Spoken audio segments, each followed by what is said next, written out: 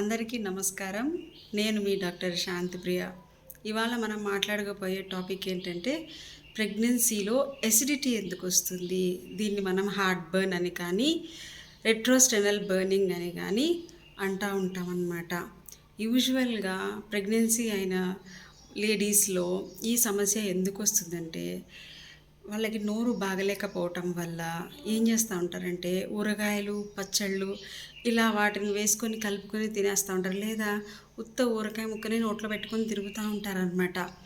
ఎందుకంటే టేస్ట్ అనేది వాళ్ళకి నోట్లో నీళ్ళు ఊరడం ఇలాంటి సమస్యలు ఉండడం వల్ల వీళ్ళు ఇవన్నీ తినడం వల్ల ఈ అసిడిటీ అనేది ఇంకొంచెం పెరుగుతుందన్నమాట. కారం ఉంటుంది, ఊరగాయలలో ఉప్పు అలానే ఉంటుంది.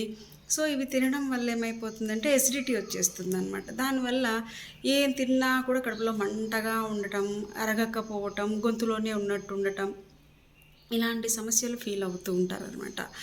దానికి తోడు సరేలే ఏదోలే మనం ఒక ఎక్సెప్షన్ ఇచ్చామనుకోండి, సరేలే ఎప్పుడైనా ఒకసారి తినండి అని చెప్పేసి వీళ్ళేం చేస్తా అన్నారంటే కొంతమంది వాళ్ళ అత్త వాళ్ళు లేదా వాళ్ళ పేరెంట్స్ చెప్తారు, మేడం ఈ పాప మామిడికాయ తినమని చెప్పారు మీరు, ఆ పాప అన్నీ ముక్కలు ముక్కలుగా చేసుకొని ఒక ప్లేట్ నిండా పెట్టుకొని ఉప్పు కారం చల్లుకొని తిరుగుతూ ఎప్పుడు అనిపిస్తే అవే తింటోంది, దానివల్ల ఈ పాపకు మోషన్స్ అవుతున్నాయి అని చెప్తారనమాట.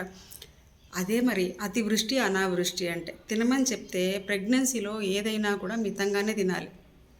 ఉప్పు కారాలు చూసే అతివృష్టి అనావృష్టి అవ్వకూడదనమాట. కాబట్టి కరెక్ట్గా బ్యాలెన్స్డ్ డైట్ అని ఎందుకంటామంటే ఇందుకే ఏదైనా కూడా ప్రతి ఒక్కటి చూసి తినాలన్నమాట. అది ఉప్పైనా కారమైనా తీపైనా.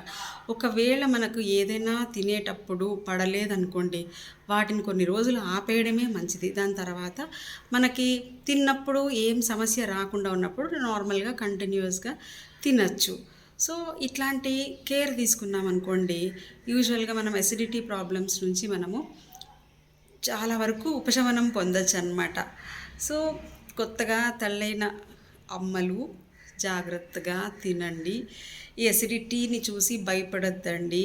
తింటే వాంతి వస్తుంది, లేకపోతే ఎసిడిటీ అయిపోతుంది, గొంతులోనే ఉన్నట్టు ఉంటుంది అని అనుకుని తినకుండా ఉన్నారనుకోండి, మీ లోపల పోషకాహార లోపం అయిపోయి బేబీకి మీకు ఇద్దరికీ కూడా సమస్యలు ఎదురవుతాయి.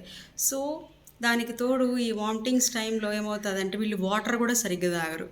కొంచెం కొంచెమే తాగుతూ ఉంటారనమాట. దానివల్ల కూడా మ్యాక్సిమం సరిగ్గా భోజనం అరగకపోవడం కూడా జరుగుతూ ఉంటుంది.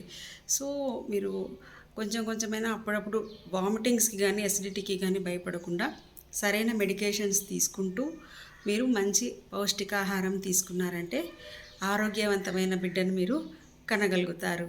సో మీరు నన్ను కలవాలనుకుంటే అనంతపూర్లో మా క్లినిక్కి వచ్చేయచ్చు. మా క్లినిక్ పేరు Shri Prashasth homeo care, Kamalanagar, Anantapur, Akbar complex. ఓకేనా? So do visit my clinic. ఒకవేళ మీకు నా వీడియోస్ ఇన్ఫర్మేటివ్గా ఉండి నచ్చినట్టయితే ప్లీజ్ లైక్ చేయండి, షేర్ చేయండి, సబ్స్క్రైబ్ కూడా చేయండి. Thank you so much.